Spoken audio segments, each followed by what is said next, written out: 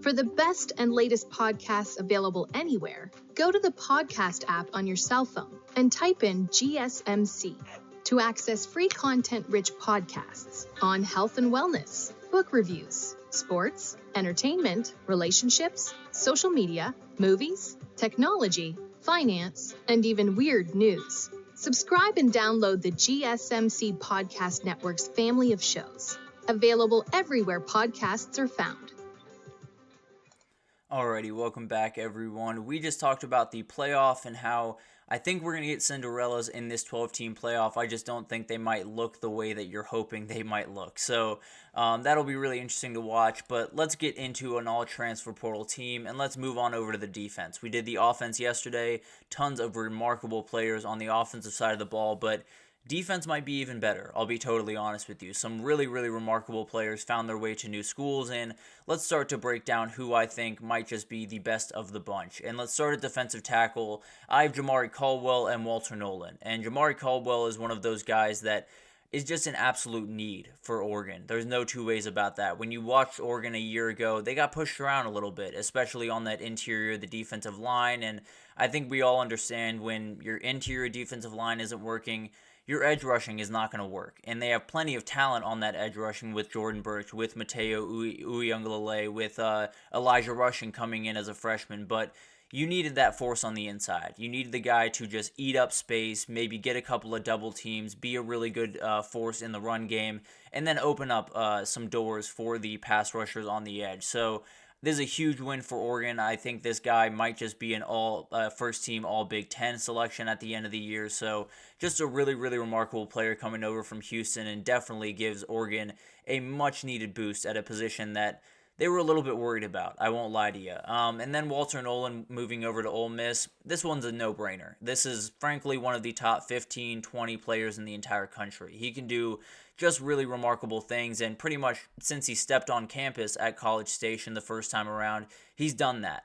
He absolutely jumped off the page in spring as a freshman and did really, really remarkable things throughout his 2 years at Texas A&M. But he found his way over to Ole Miss, and he is the best player that Ole Miss brought in this entire transfer portal class. And he's probably the most important because he can totally transform their defense.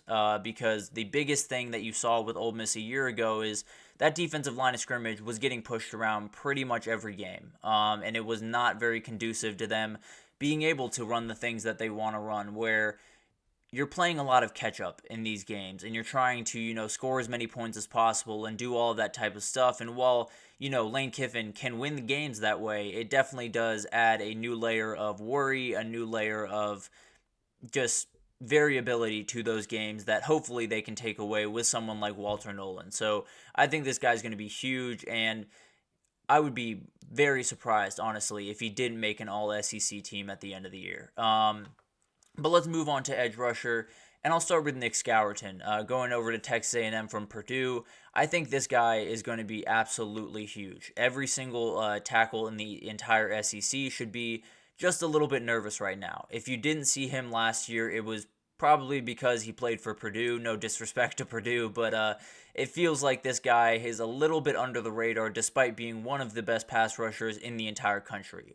He can do just incredible things, and I think SEC, when you really, really want to compete in that league, you need a good pass rush. There's no two ways about that. And I think A&M has a ton of ability on that team, but I think a guy like Nick Scourton could take them over to that next level where you're not only, playing pretty good football and kind of taking those steps forward under first-year head coach Mike Leach, but you might be kicking the door down in some of these games because Nick Scourton makes a play here or there that totally changes a game. So he's going to be huge for A&M. And then we stay in Texas for the edge rushing. Trey Moore going to Texas was absolutely huge, mainly because of the need. I think there might be more talented edge rushers out there. Princely Umanmiellen's fantastic. Tyler Barron, Marvin Jones Jr., all of those guys are very much on the group for this list. But when I think about Texas a year ago, the biggest thing that they were missing was pass rush. And if they had a pass rush, I think we might have them as a national title winner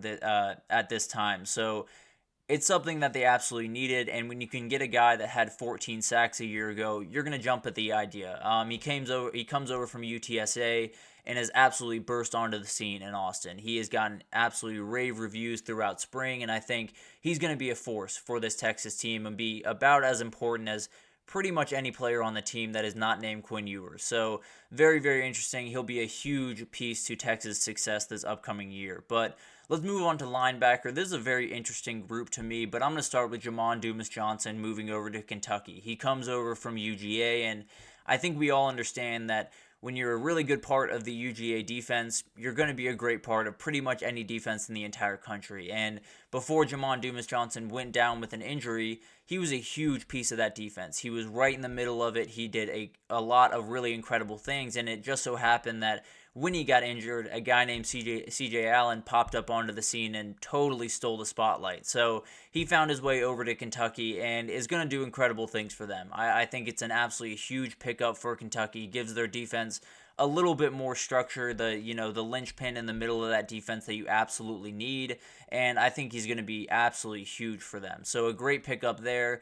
Tackett Curtis was a huge get for Wisconsin coming over from USC. We've talked about in the past, USC lost a ton of guys in the transfer portal, and they're kind of going through somewhat of a reinvention of that program right now, and a lot of the guys that left pretty much had to leave because they were not really willing to do some of the things that had to happen for them to become the team they wanted to become. Now, Tackett Curtis was not one of those guys. I promise you that USC did not want to lose this kid, and Wisconsin getting him is absolutely huge. I think he's one of those guys that he can be a starter for Wisconsin this year and then develop into one of the best linebackers in the entire Big 12 over time, because he does really, really remarkable things on the field just as a freshman last year at USC, but with some better talent around him defensively, with a little bit better play calling, I think he could do just remarkable things. And then Jayshawn Barham, this is all about the hole that he fills. You're losing Junior Colson. You need that emotional leader, that vocal leader in the middle of that defense.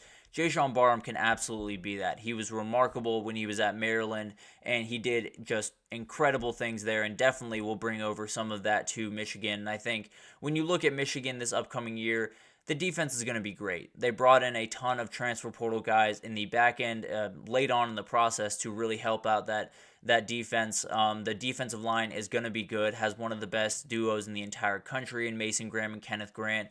And Jayshawn Barham just is the icing on top of the cake. I think he's going to do just incredible, incredible things for them and maybe just fill that void that Junior Colson left, even though he doesn't really need to for this defense to be really successful.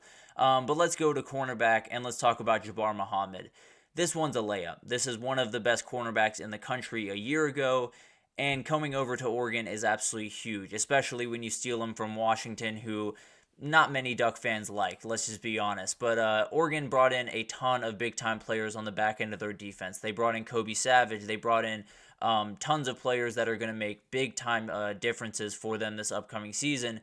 Jabbar Muhammad is absolutely number one on that list, because when you look at the Big Ten this year, it's not necessarily like there are, crazy passing attacks that are totally going to spread you out, but there are really good wide receivers around the country, and you're going to need a guy that maybe follows them around the field or at least can shut down one side of the field for a lot of the game. And that's exactly what Jabbar Muhammad did for Washington a year ago. He was a huge reason that Washington was as successful as they were a year ago. So I think when you face guys like maybe Jeremiah Smith or Emeka Egbuka or Julian Fleming or all of those big-time players, you're going to have a guy that can match up and say, I'm going to beat you down in, down out. And I think Jabbar Muhammad is absolutely a guy that can do that. And then A.J. Harris is a guy that is a little bit off the beaten path here, but again, Penn State just needed this. They are losing Kalen King. They're losing Johnny Dixon. They're losing so many guys on the back end of that defense that you needed the big-time corner to come in and really hold down the position, and that's exactly what Harris has done. It sounds like throughout spring he has been one of the more impressive players on that team and definitely will be a huge player for them going forward. So I think when you look at Penn State this upcoming year, there was a huge worry about, are they going to be able to cover some of the guys that we just talked about? And I think A.J. Harris definitely gives them ability to really put their trust in his hands and kind of leave him out on an island and feel confident in that. And then let's get to safeties, and it starts with Caleb Downs. I don't think there's any question about this. I've said a number of times, I think he is one of, if not the best player in the country. When you go to Alabama and you lead them in tackles as a freshman, it's outright insane, and it deserves the utmost respect. I think this dude can do literally everything on the football field, is really great in coverage, can come down to the box, play run defense, can play almost kind of a linebacker type role in some plays, does just really, really incredible things. And I think he's one of those players that they're going to absolutely love up there at Ohio State. And really, this entire safety group was very, very kind to Ohio State because Keon Saab found his way from Michigan to Alabama. So Ohio State gains one of the great safeties, and one of their rivals loses one. So I did earlier in this week, I did want to correct this. Earlier in this week, I did say that Rod Moore had the ability to make a ton of money this upcoming year. I'm a little bit of a doofus because I meant to say Keon Saab. That was the player that I was leaning towards. Rod Moore, unfortunately, is injured and will be out for the year, but I meant to say Keon Saab, just a little bit of a brain fart there, so my apologies about that. But Keon Saab is a fantastic player and absolutely will be a starter for them this upcoming year. Maybe another transfer, and King Mack might be another starter at safety.